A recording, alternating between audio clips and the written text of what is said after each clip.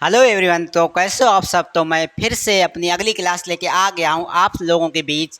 तो आज का टॉपिक मेरा रहेगा फिर फिजिक्स का, क्योंकि कल मैंने जहाँ से छोड़ा था वहीं से प्रारंभ करूँगा आज बिल्कुल।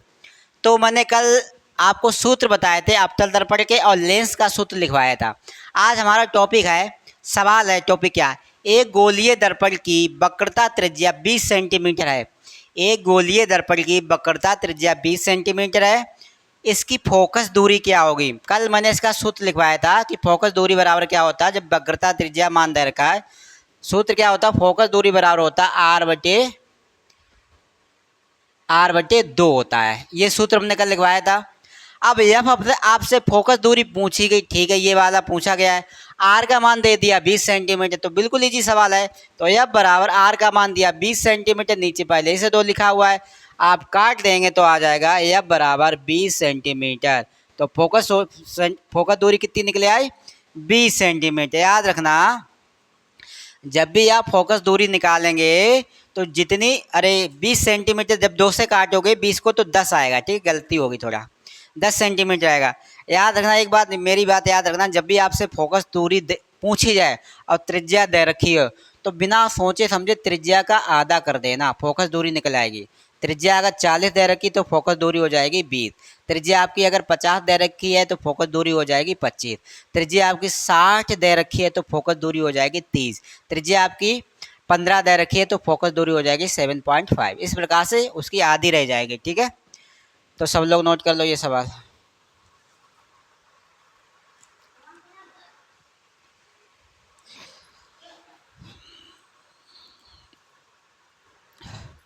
अगला सवाल है, उस दर्पण की फोकस दूरी ज्ञात करें जिसकी वक्रता त्रिज्या 32 सेंटीमीटर है। अब उसने कहा, अब प्रश्न क्या घुमा दिया उसने, सिर्फ प्रश्न इतना घुमा, ये पहले नोट कर लो, लिख लिया सबने, ठीक है। उसने कहा कि उस दर्पण की फोकस दूरी ज्ञात करो जिसकी वक्रता त्रिज्या कितनी है, 32 है, 32 सेंटीमीटर है। मान लीजिए यहाँ पर उन्होंने लिख दिया 32 सेंटीमीटर, सवाल घुमा दिया। पहले क्या लिख दिया, उस दर्पण की फोकस दूरी ज्ञात कीजिए। मैं सवाल बोल रहा हूँ, लिख लीजिए आप लोग। उस दर्पण की फोकस दूरी ज्ञात कीजिए जिसकी वक्रता त्रिज्या कितनी है, 32। तो आर बराबर दे रखा है 32। एफ आपसे पूछ लिया गया है, ठीक है। तो सूत्र यही लगा दो, एफ बराबर r/2।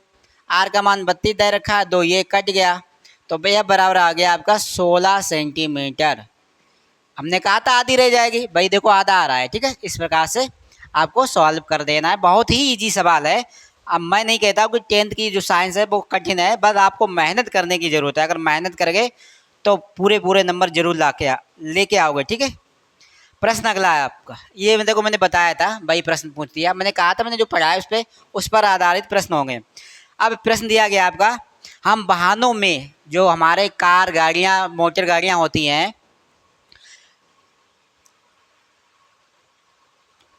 हम वाहनों में, कहाँ गया प्रश्न, हम वाहनों में उत्तल दर्पण को प्रच्छ दर्पण के रूप में वरीयता देते हैं, क्यों, ऐसा है प्रश्न।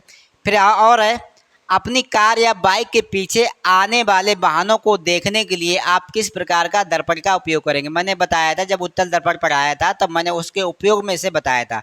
तो सीधी सी बात है, हम उत्तल दर्पण का प्रयोग करेंगे क्योंकि ये काफ़ी दूर तक और मतलब देखता है, या और मतलब यद्यपि इसमें छोटी वस्तु जरूर दिखाई देती है लेकिन ये काफ़ी दूर तक इसका फोकस रहता है, हम कहेंगे अनंत तक रहता है। यही तो पढ़ाया था। चलो ठीक है, अब हम अगला टॉपिक देख लेते हैं।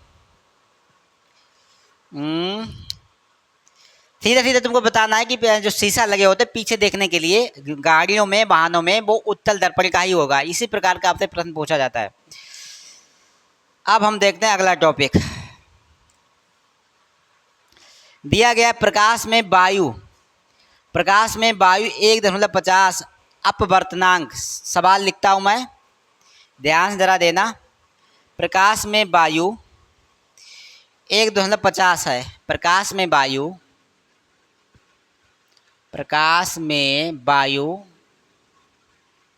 1.50 अपवर्तनांक की कांच की प्लेट में प्रवेश करता है।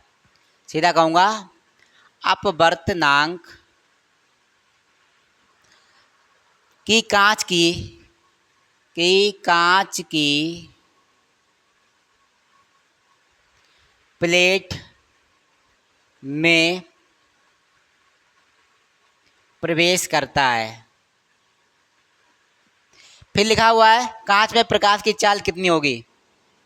कांच में प्रकाश की चाल कितनी होगी। प्रकाश की सवाल लिखते रहिए सब लोग। चाल कितनी होगी, अगर साथ साथ चलोगे तो यकीन मानो 100 to 100 नंबर आएंगे।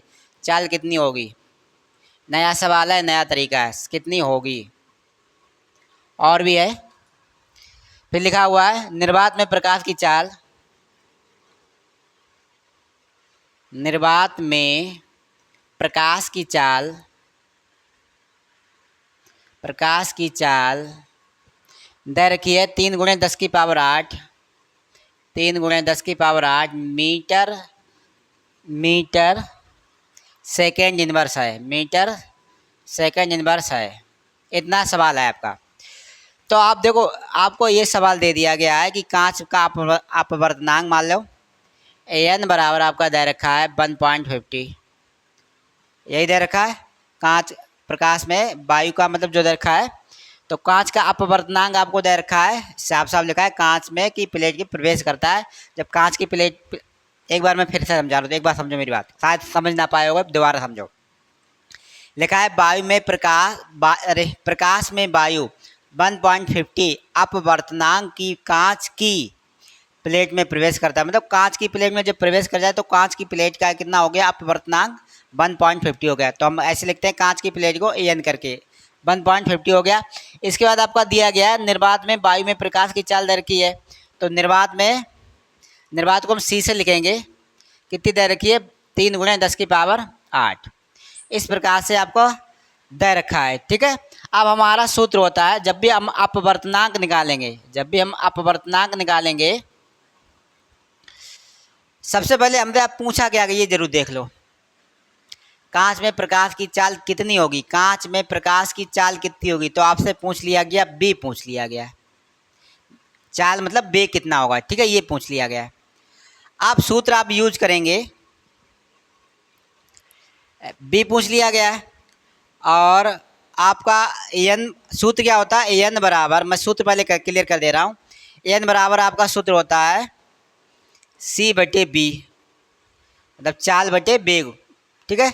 ये किसका चाल है, ये किसकी चाल है, ये कितनी देर निर्वात में, निर्वात की चाल बटे क्या हो जाएगा, बेग हो जाएगा। किसका बेग हो जाएगा, कांच में प्रकाश की चाल कितनी होगी उसका बेग हो जाएगा। अब हमारा सी हमारा कितना दिया गया, इतना दिया गया 3 × 10⁸ दिया गया, और बी का मान कितना दिया गया है, हमें ज्ञात करना, बी का मान तो हमें ज्ञात करना, तो यहाँ क्वेश्चन मार्क लिखेंगे।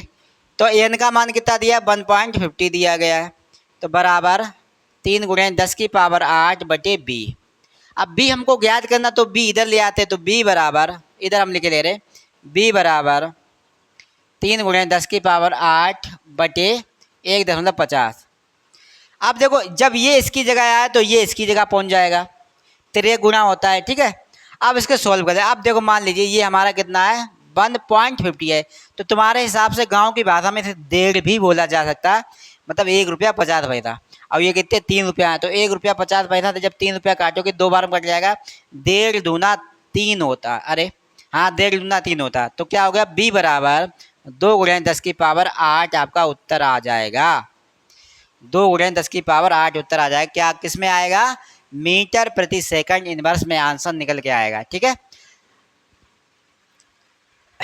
आप लोग इसे नोट कर लो, बस सूत्र याद रखना, एन बराबर C/B। बी है आपका क्वेश्चन मार्क, मतलब बी पूछा गया, तो बी इधर आ गया, बी इधर आ गया, तो आपका देखो सी का मान वहीं रहेगा, बी की मान की जगह पे क्या आ गया, एन का मान आ गया, क्योंकि अपवर्तनांक दे रखा था, सीधा सीधा काय का अपवर्तनांक, कांच का अपवर्तनांक दे रखा था एन, और एन का मान था 1.50, तो उसकी जगह जब बी आया तो बी की जगह पे वो पहुंच गया, कौन, कांच पहुंच गई। अब उसने उसको काटा तो निकला 2 × 10⁸। उम्मीद है सबको समझ में आ गया होगा, सबको समझ में आ गया होगा, ठीक। थोड़ा सवाल लंबा था, सिर्फ पढ़ने में लंबा था, कठिन नहीं था कुछ भी। इसके बाद अगला टॉपिक है हमारा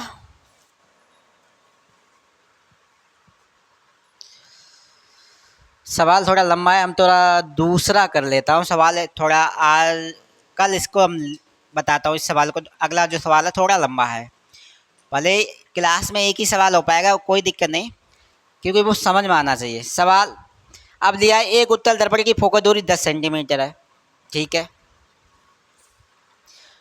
इसके द्वारा किसी वस्तु का प्रतिबिंब अधिक से अधिक कितनी दूरी पर बनेगा। अरे यार क्या पूछ लिया तुमसे।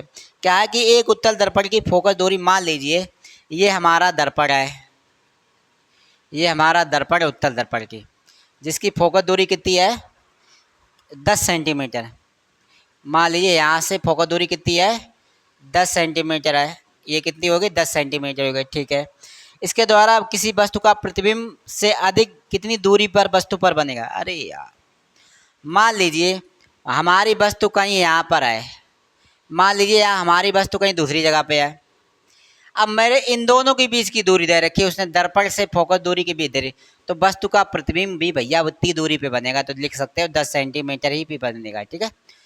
ठीक है, ना दोगुना बनेगा ना आधा बनेगा, 10 सेंटीमीटर दूरी पर ही बनेगा। एक बात याद रखना, प्रतिबिंब अधिक से अधिक कितनी दूरी बनेगा 10, क्योंकि वो 10 सेंटीमीटर ही देख रहा है। अब मान लीजिए ये हमारे सामने है 10 सेंटीमीटर पर, और इसके सामने मैं देख ही नहीं पा रहा हूँ, तो ये दूरी भी उसकी कितनी बनेगी 10 सेंटीमीटर बनेगी, ठीक है, क्योंकि वो 10 सेंटीमीटर ही देख पा रहा है, क्योंकि उत्तल दर्पण है, उत्तल दर्पण के कोई 10 सेंटीमीटर पे रखे, वो 10 सेंटीमीटर पे ही देख रहा है, ठीक है।